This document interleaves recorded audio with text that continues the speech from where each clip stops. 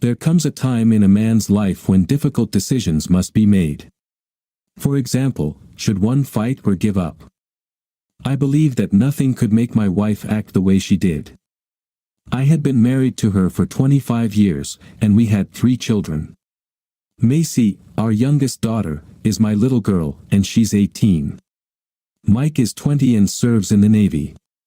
Jason, our eldest son, is 24, married, and he and his wife have given me 3 grandchildren. I didn't work so hard for so many years, providing for my family, just to walk away with nothing. It wasn't simply about her betrayal, it was about how she did it.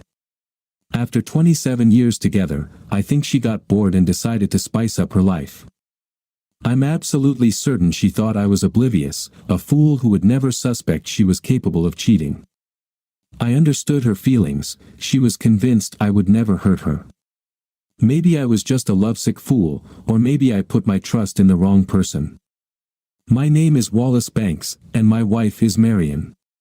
We're both 45 years old.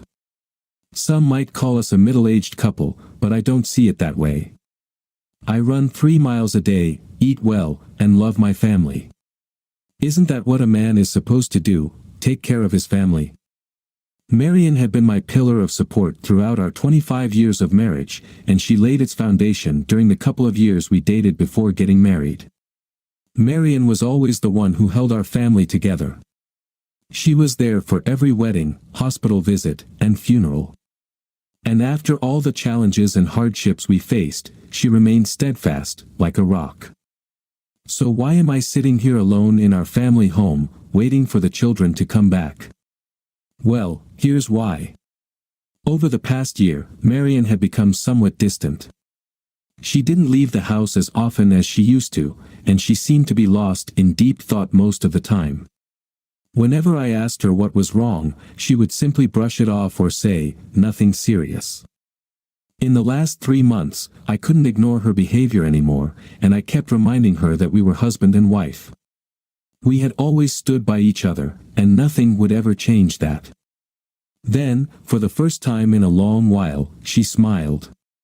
It melted my heart, lifting the heavy weight of uncertainty, and I started to believe that everything would be fine. Marion asked me to sit down and not say anything until she finished. I nodded willingly and sat down. For the next hour, Marion talked to me about her feelings. Much of what I heard was new to me, but I didn't interrupt her even once. She felt stuck in a rut and was losing her sense of self in the marriage. She needed time to rediscover herself.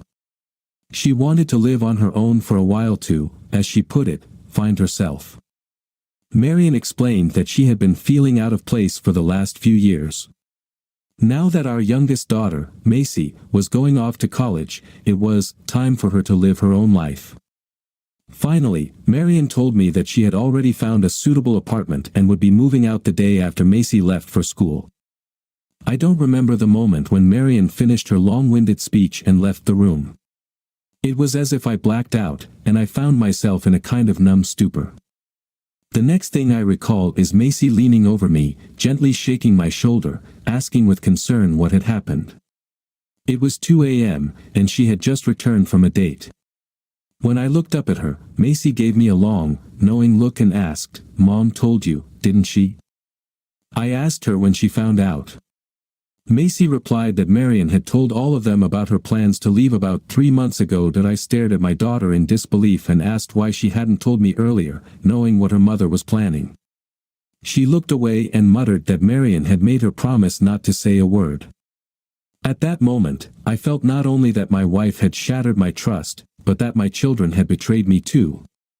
They all knew, yet not a single one of them said anything. Much later, I found out they were hiding something else from me as well.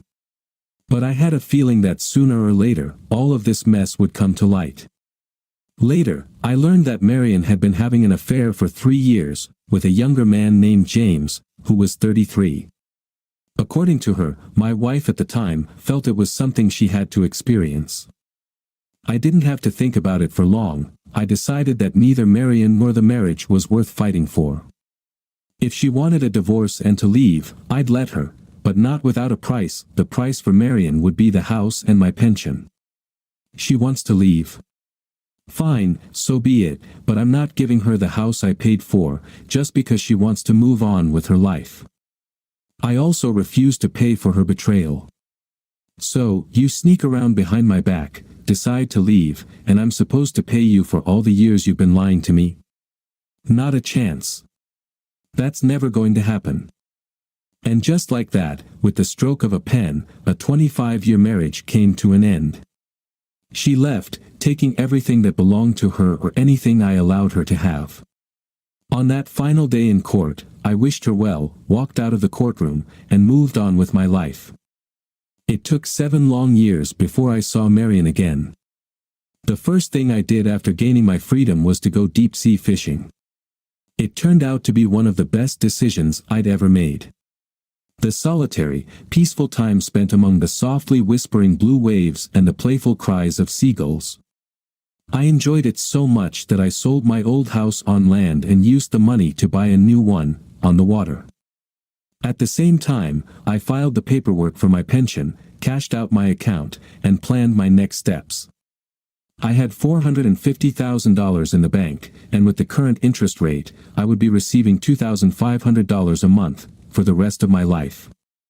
For my new mobile home, I bought a fantastic 7-meter cabin cruiser that I planned to sail the seas, riding the waves until my last breath or, at least, until I met some long-haired mermaid somewhere. A man can dream, can't he?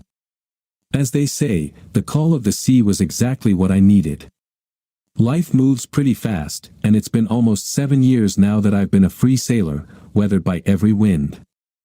I was relaxing, having just finished another 3-month cruise, when I suddenly got a call from Macy. She started asking how I was doing and where I'd been.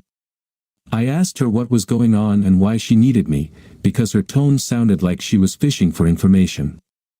Then Macy shocked me by telling me that Marion needed my help. In response, I asked my daughter why her mother, who had been off the radar for so long, suddenly needed me and my help. Ding dong number 2, Macy asked if I knew that her mother had given birth to a little girl. I replied that I didn't. When Macy then wanted to know if I would sit down and talk to her mother, I firmly said no again. That's when my daughter, with anger and frustration in her voice, snapped, asking how I could be so heartless. In response, I asked her how she would describe family members who knew for 2 months that their mother was going to leave their father but never said a word about the betrayal. Then I hung up. The phone kept ringing for the next 10 minutes. Eventually, I'd had enough and turned it off. The next morning, I changed my number and started planning my next cruise. This time, my small but wonderfully cozy, especially without any crazy women, boat would head toward St. Thomas and then set sail for Bermuda. And after that, well, I'd figure out a new destination for the journey. The day I was about to cast off, my 2 sons appeared on the dock. Mike and Jason looked like they were afraid to speak first, so I invited them on board and offered them a beer. Jason was the first to speak. "Dad, we know we were wrong not to tell you about what Mom was planning, but, honestly, we didn't think you'd take it so hard for so long. I mean, you were always at work anyway," he mumbled. Then Mike chimed in, sharing his profound thoughts. "Mom was lonely and, well, she made a mistake. Now she needs your help, and you're turning your back on her." I just sat there, silently looking at them. Jason cleared his throat, glanced at his brother, and asked, "So, are you going to say anything?" I wanted to make sure they understood my perspective before I set sail. "Guys, I don't get it. Your mother cheated on me, then left. We've been divorced for years, and now she's had a child with another man. Am I missing anything?" They nodded, albeit reluctantly. "So what does any of this have to do with me? If you recall, I'm the guy you helped keep in the dark at first, and then completely blindsided. All 3 of you knew what your mother was planning, and you didn't say a word. Now she has problems, but somehow, I'm the bad guy. And honestly, I'm surprised you found me, considering I haven't seen or heard from any of you in 7 years. Although, I did catch a picture of the 3 of you with your mom and her new husband in the paper once. It looked like you were celebrating the opening of a new hospital wing, if I remember correctly. You all were shining bright, like brand new dollars, and they called you, let me think, yes, the happiest family in town. So, once again, why are you here? They both sat there, looking pretty sour and unsure of what to say. Jason finally gathered his courage, cleared his throat again, and said, Dad, you see. Karen needs a kidney, and Mom wants you to get tested for a match. I asked, excuse me? Why would I get tested for a child that has nothing to do with me? Let me repeat my question, why are you here? Then Jason and Mike completed their betrayal of me. Dad, the thing is, Karen is your daughter. Mom was pregnant before she left you. To say I was stunned by this news would be an understatement. How old is the child? I asked, once my eyebrows returned to their usual position. She's 7, Jason replied. And when did you find out about this? I asked. The brothers exchanged glances again, and this time Mike admitted Mom told us at the same time she told us about her plans to divorce. I couldn't believe that my boys had grown up to be such spineless fools.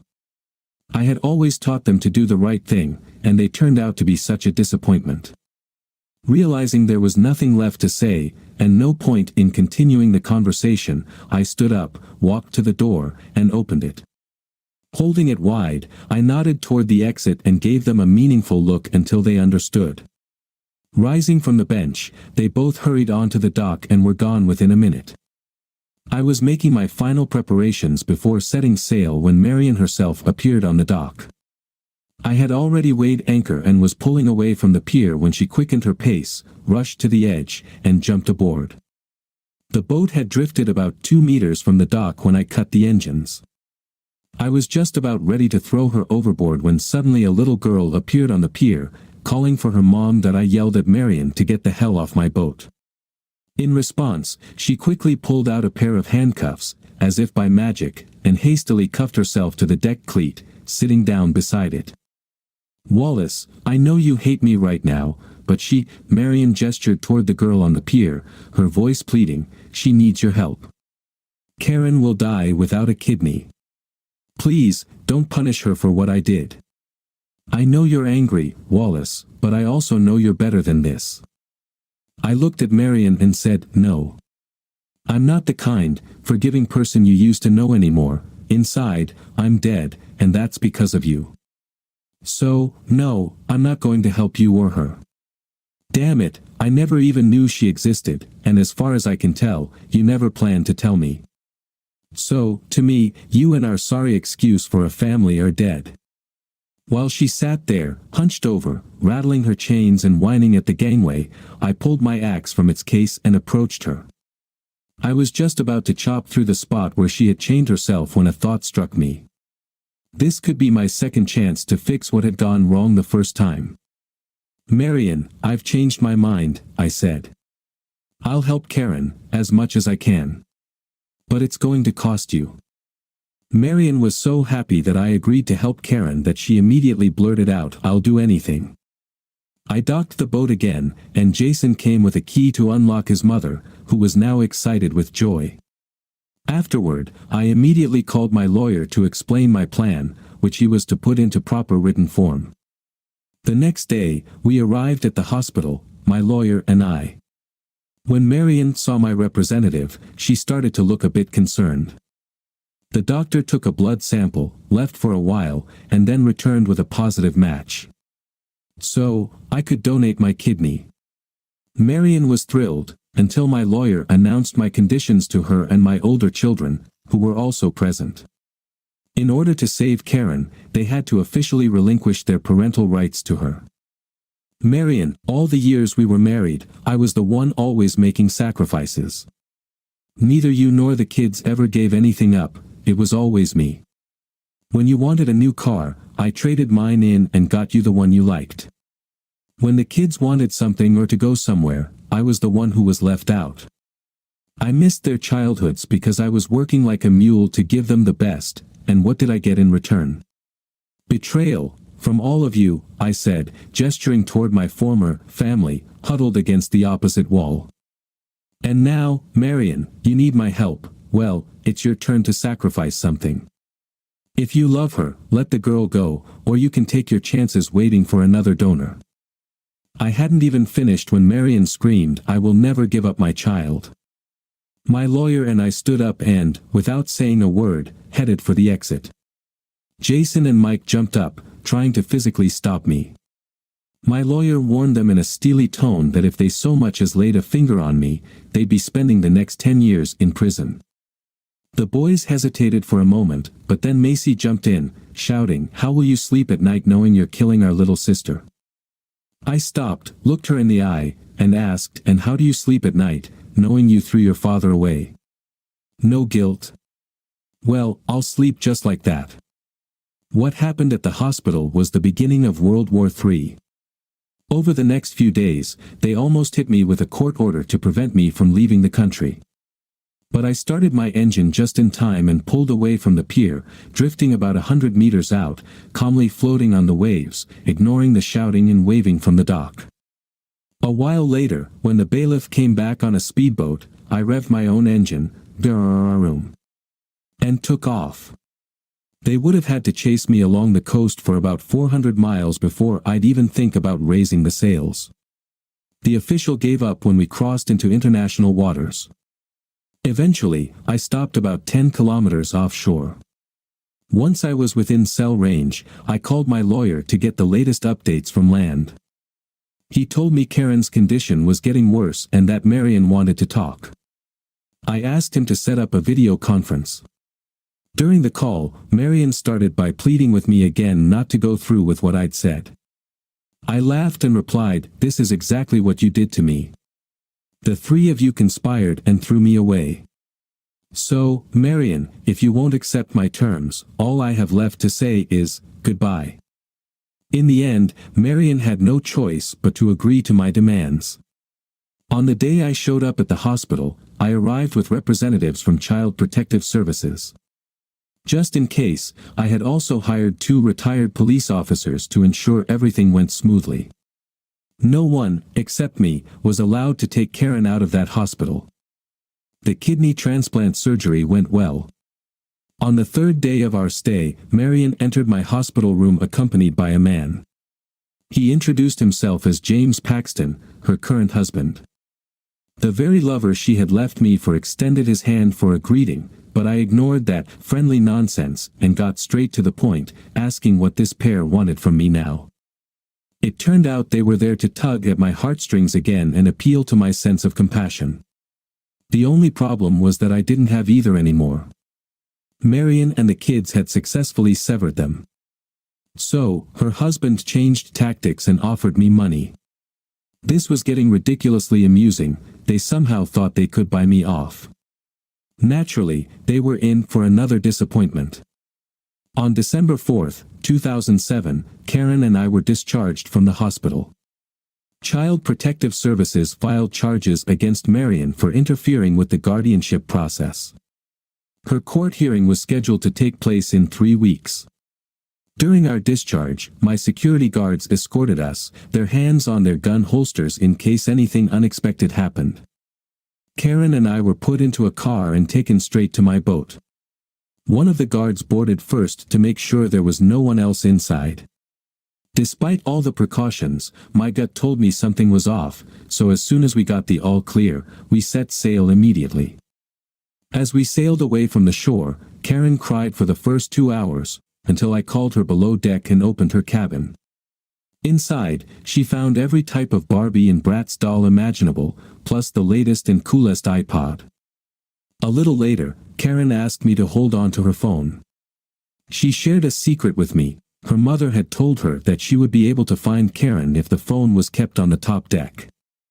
I carefully examined Karen's phone after she ran off to play with her new, fancy dolls. Sure enough, there was some sneaky tracking software installed on it. This kind of trick was to be expected. Clearly, that's what my gut had been warning me about. So, they want to know where we are. Well, I'll help them with that. I placed the phone in a waterproof Ziploc bag, attached it to a life jacket, and tossed the whole thing overboard. Their little spy device would float off on its own mission, while Karen and I think we'll head toward the coast of Turkey, or Greece, who knows where the wind will take us. After some wandering, we eventually ended up in Ireland, where we settled down. Karen and I had a slow start getting to know each other, but now things are great. It's been about 10 years, and Karen is ready for college. She wants to attend Duke University. Recently, Karen wrote to her mom, letting her know she was planning to come to the US for school. My daughter has grown into a caring and thoughtful young woman. I've already paid for her tuition, so she's ready to take on the world. I'm a proud father, and I love it. As for me, I'll keep it short. During our years in Ireland, I met a wonderful red-haired woman with emerald eyes named Tilia. We love and appreciate each other, and life is simply wonderful. And now, a bit of news from the States. Jason learned a bit more about betrayal when his mom, Marion, and his wife went on a fun trip to Vegas. Jason's wife came back with no money, but she was 100% pregnant. That truth came to light a little later. When the baby was born, the child looked remarkably Mexican. So much for what happens in Vegas stays in Vegas. Liars, all of them. Marion didn't sit idle either. After leaving James Paxton, she rather strategically moved in with his brother. Yep, Marion's always been practical. Well, as the saying goes, there's no accounting for taste. Macy was dumped the night before her wedding. It turned out her fiancé was secretly gay and just hadn't wanted to admit it until his father passed away. Mike, well, he's doing great, I think. He's one of those guys who scrapes gum off walls and subway platforms. You've probably seen those hard-working geniuses in the big cities. As for me, I won't lie, I'm glad life gave me a second chance.